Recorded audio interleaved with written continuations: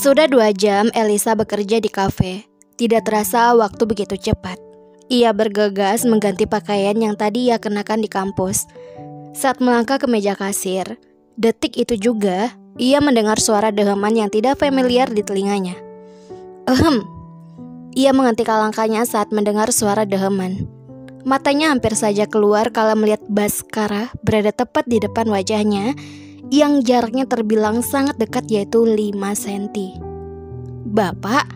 spontan Elis memanggilnya. Wajah Baskara datar, sehingga membuat Elis kesulitan menebak apa yang ada di pikiran otak cerdasnya itu. "Ngapain di sini?" "Mohon maaf, harusnya saya yang tanya. Bapak ada perlu apa datang kemari?" Tanyanya sebisa mungkin sopan. "Bukannya kamu ada kelas? Kenapa ada di sini?" Bukannya menjawab, Baskara malah mengalihkan topik. "Iya pak, 20 menit lagi saya ada kelas," jawabnya dengan nada sedikit ketus. Dasar manusia peka. Ditanya malah dia tanya balik. Bikin stres aja. Kenapa gue harus ketemu sama nih macan tutul alias manusia gila berdarah psikopat? Batinnya menggerutu. Untuk saja Baskara tidak mendengarnya. Kalau tidak, ia akan terkena masalah yang lebih berat daripada yang sekarang. "Kalau gitu ngapain kamu masih berdiri mematung di sini? Sana pergi ke kampus. Jangan sampai kamu telat.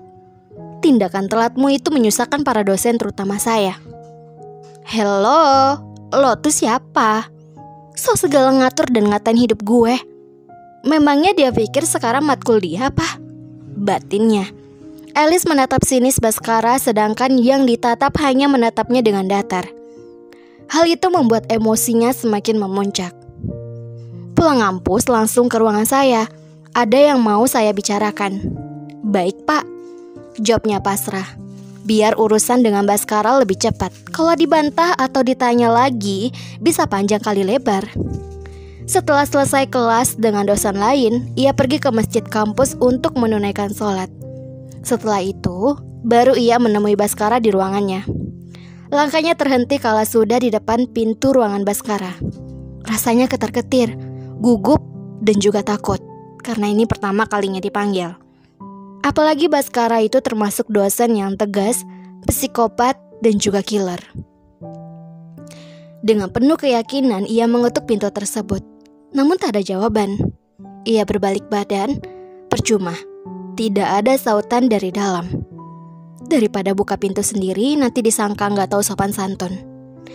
Di saat ia berjalan pulang, dan detik itu juga ia mendengar suara pintu ruangan itu terbuka, menampilkan sosok Baskara yang terlihat sangat tampan, membuat ia tak berkedip sedikit pun.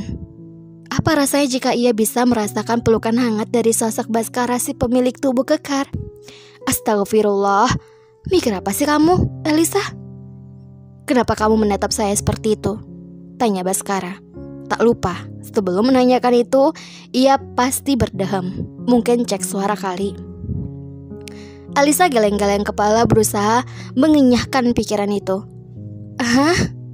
Maaf pak, ada perlu apa bapak meminta saya kemari?" Baskara menyuruh Elis masuk, lalu diikuti olehnya. Setelah itu menutup pintu ruangannya. Saat ini mereka berdua sudah duduk berhadap-hadapan yang dihalangi oleh meja. "Baca," titanya sembari menyodorkan selembar kertas. Elis mengambil alih kertas itu dengan ragu-ragu. Firasatnya mengatakan ada sesuatu yang janggal. Sontak matanya melotot setelah membaca surat ini. Surat berisi tentang data sekolah dan kuliah, serta yang lainnya. "Bagaimana bisa pak? Kenapa bapak bisa tahu semua riwayat hidup saya pak?" tanyanya ambigu. "Saya dosen, jadi wajar saja saya mengetahui tentang selak-seluk mahasiswanya. Apalagi mahasiswanya seperti kamu," jawabnya ketus. "Anjir, bodoh-bodoh, gue lupa hal itu. Sumpah Elis, lo bikin malu diri lo sendiri," batinnya, sembari menggigit bibir bawahnya karena dilanda rasa malu. Sudah selesai melamunnya? Tegur Baskara, menyadarkan Elisa dari lamunan panjangnya itu. Iya pak, maaf, jawabnya spontan. Sepertinya kampus ini sudah turun akreditasinya. Kenapa mahasiswi seperti kamu bisa keterima sebagai mahasiswi undangan? Elisa membulatkan kedua bola matanya tak percaya setelah mendengar ucapan dari dosennya itu. Maksud bapak apa?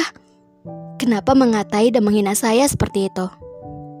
Tidak on time di mata kuliah saya, tidak memiliki adab, tidak memiliki sopan santun dalam berbicara. Terakhir, tidak mengerjakan tugas dari saya, malah beralasan ketinggalan di rumah. Jawab Baskara dengan santainya menatap tajam Elisa.